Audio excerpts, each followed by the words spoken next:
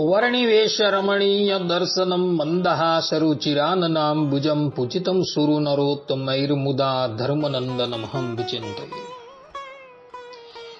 असतो मा षड्गमय तमसो मा ज्योतिर्गमय मृत्युर्मा अमृतं गमयः। ओम शांति शांति शांति। अस्मद्गुरु समारंभां नाथयामुं नमध्यमां लक्ष्मी वल्लभ पर्यंतां वंदे गुरु परंपरा। આજની જ્ઞાન સભાની અંદર પધારનારા બધા જ ભગવદ ભક્તોને વેદાંતાચાર્ય, પુરાણ ઇતિહાસાચાર્ય, એમએ ફિલોસોફી શાસ્ત્રી રાકેશભાઈના હેતપૂર્વક જય સ્વામિનારાયણ. ભક્તો, આજની આ જ્ઞાન સભાની અંદર આપણે બધા ઈર્ષ્યાળુનું અંતકરણ મૃત પ્રાય થઈ જાય છે આ વિષય પર થોડી વાત શ્રવણ કરશું તો બધા જ શ્રોતાગણો આ પ્રવચન એકાગ્ર મને કરીને શ્રવણ કરે. સર્વપ્રથમ ઈર્ષ્યાનો અર્થ શું થાય એના પર આપણે વિચાર કરીએ તો ઈર્ષ્યાનો અર્થ કરતા વડતાલના મહાન પંડિત સદગુરુ હરિજીવનદાસ શાસ્ત્રીના ગુરુ ઘનશ્યામ ચરણદાસજી આધ્યાત્મિક તત્વાખ્યાન અધ્યાય 11 શ્લોક 23 કહે છે કે ઈર્ષ્યા પરોત્કર્ષ અસહિષ્ણુતા, અર્થાત કે સામાનો ઉત્કર્ષ સહન થઈ શકે નહીં તે ઈર્ષ્યા કહી છે. આ પ્રમાણે ઈર્ષ્યાનો અર્થ શાસ્ત્રીજીના ગુરુજીએ કરેલો છે. ભગવાન સ્વામિનારાયણ સારંગપુરના 8મા વચનામૃતમાં ઈર્ષ્યાનું રૂપ બતાવતા કહે છે કે જેના હૃદયમાં માન હોય તે માનમાંથી ઈર્ષ્યા પ્રવર્તે છે અને ક્રોધ, મત્સર ને અસૂયા તે પણ માનમાંથી પ્રવર્તે છે.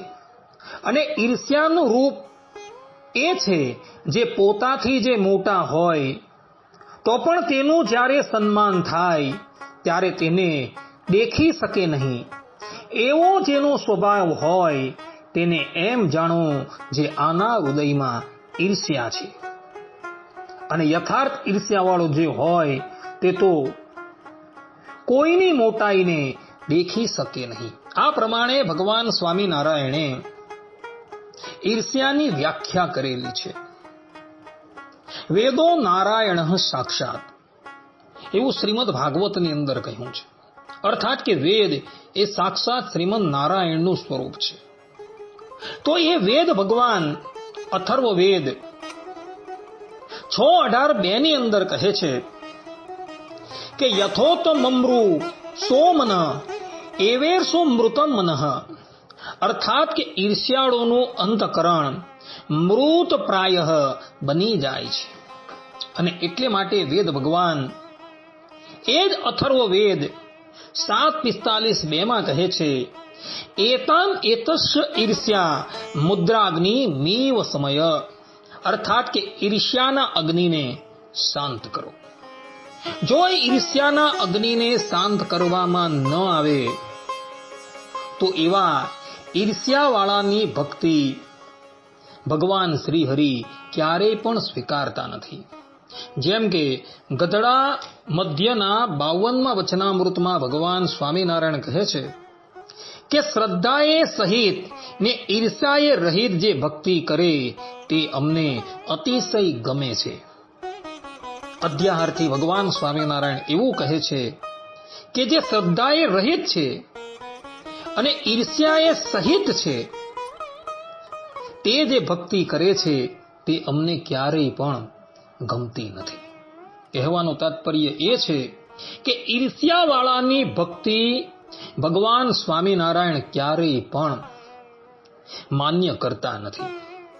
કોઈ વ્યક્તિ એવું કહે કે ભાઈ અમને તો ઈર્ષ્યા રહે છે, તો એ સંબંધમાં લિંગ પુરાણની અંદર એક કથા આવે છે અને એ કથાનું પ્રતિપાદન ભગવાન સ્વામિનારાયણે ગધડા પ્રથમના 4th વચનામૃતની અંદર પણ કરેલું છે.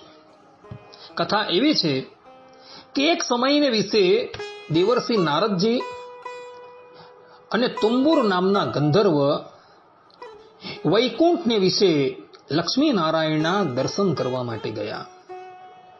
તે સમયે તુંબરુ નામના ગંધર્વએ લક્ષ્મી નારાયણ દેવની સન્મુખ સુંદર રીતે ગાન કર્યું. એની ગાન વિદ્યાથી પ્રસન્ન થઈ લક્ષ્મી નારાયણ દેવે તુંબરુ નામના ગંધર્વને પોતાના વસ્ત્ર અને આભૂષણ આપ્યા. આ પ્રમાણે જ્યારે તુંબરુને દેવાધિદેવ પરબ્રહ્મ પરમાત્મા શ્રીમદ નારાયણે વસ્ત્ર અને આભૂષણ આપ્યા, એટલે દેવર્ષિ નારદને તુંબરુ ઉપર ઈર્ષ્યા આવી. જે હું તુંબરુના જેવી ગાન વિદ્યા શીખું અને ભગવાનને પ્રસન્ન કરું. પછી નારદજી ગાન વિદ્યા શીખતા હતા અને ભગવાન આગળ ગાવતા હતા. ત્યારે ભગવાને કહ્યું કે તમને તુંબરુના જેવું ગાતા નથી આવડતું. પછી વળી શિવ ઉપર તપ કરીને શિવ થકી વર પામીને ગાન વિદ્યા શીખીને ભગવાન આગળ ગાવતા હતા.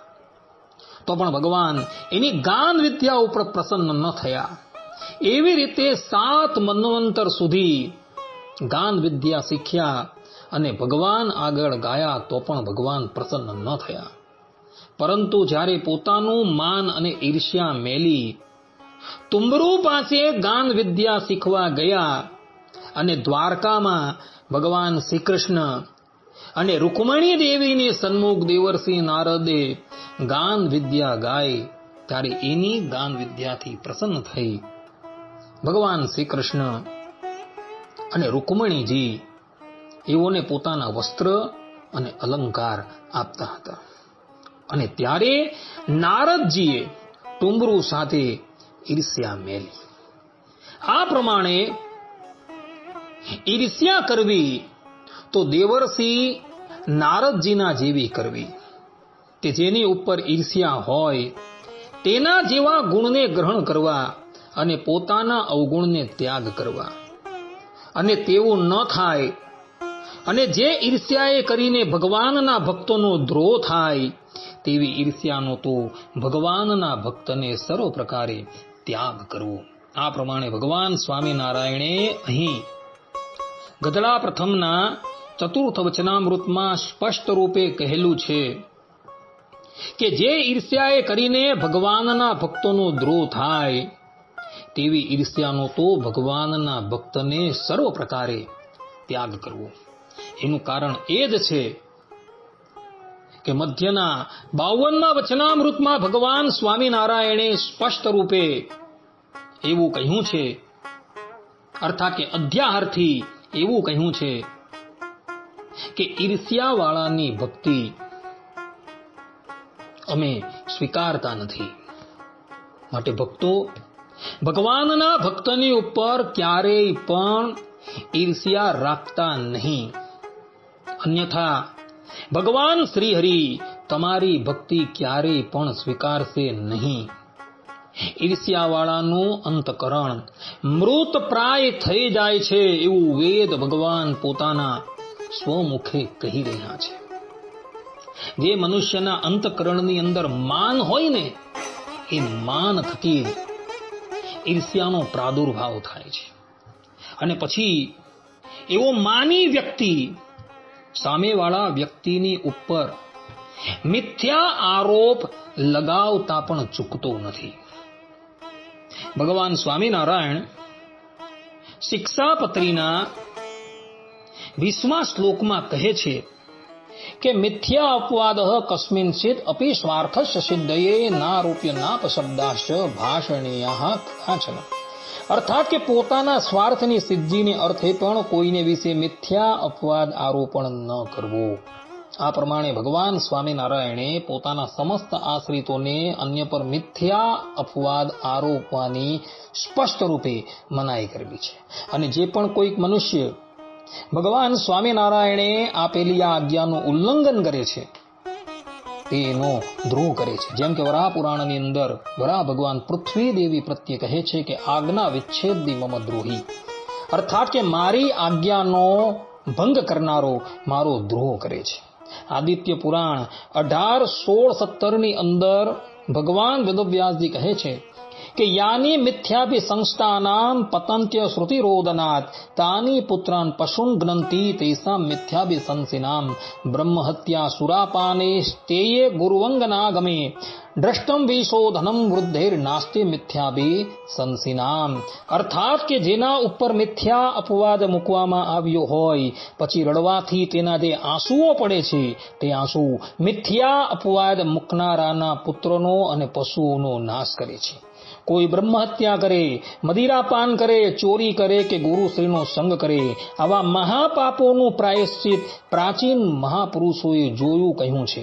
પણ જેઓ કોઈના ઉપર મિથ્યા અપવાદ આરોપે છે તો તે પાપનું કોઈ પ્રાયશ્ચિત તેમણે જોયું જાણ્યું નથી. આ પ્રમાણે અહીં સ્પષ્ટ રૂપે ભગવાન વેદવ્યાસજી કહે છે કે જે પણ કોઈક મનુષ્ય કોઈની ઉપર મિથ્યા આરોપ કરે છે ને એનું કોઈ પ્રાયશ્ચિત શાસ્ત્રમાં લખેલું નથી.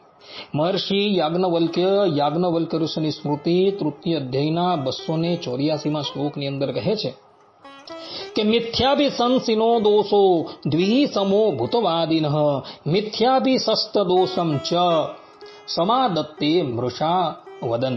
અર્થાત કે બીજાનો ઉત્કર્ષ દેખીને કોઈને ઈર્ષ્યા થાય અને તેથી ક્રોધ ઉપજે, પછી તે મલિન મનનો માણસ બીજા આગળ મિથ્યા અપવાદના વચન બોલે કે આણે વ્યભિચાર કર્યો છે અથવા બ્રહ્મહત્યા આદિ પાપ કર્યું છે. આવો મિથ્યા અપવાદ આરોપ કરે તો આરોપ મૂકનારને મિથ્યા આરોપેલું પાપ બમણું થઈને લાગે છે. આ પ્રમાણે અહીં મહર્ષિ યાજ્ઞવલ્ક્યે સ્પષ્ટ રૂપે કહેલું છે કે જે પણ કોઈ મનુષ્ય કોઈના પર મિથ્યા આરોપે છે એને એનું બમણું પાપ લાગે છે.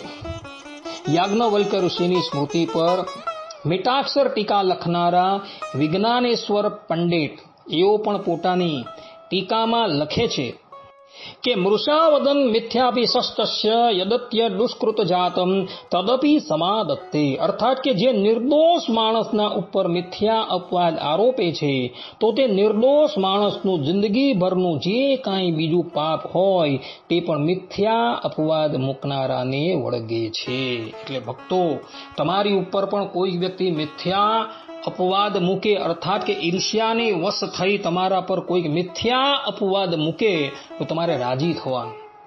તમારે મનોમન એવો વિચાર કરવાનો કે મારી અંદર જેટલું પણ પાપ છે ને એ બધું જ પાપ હવે ગયું, અને જે પણ કોઈક વ્યક્તિ મારા પર મિથ્યા આરોપે છે એની અંદર એ પ્રવેશ થઈ ગયો.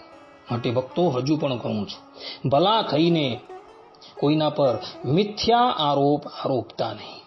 ઈર્ષ્યા કે માનને વશ થઈ ક્યારેય પણ કોઈ નિર્દોષ વ્યક્તિ પર તમે મિથ્યા આરોપતા નહીં. જ્યારે જે સભાની અંદર જે પણ કોઈક મનુષ્ય કોઈક અન્યની ઉપર મિથ્યા આરોપે છે અને એ સભાની અંદર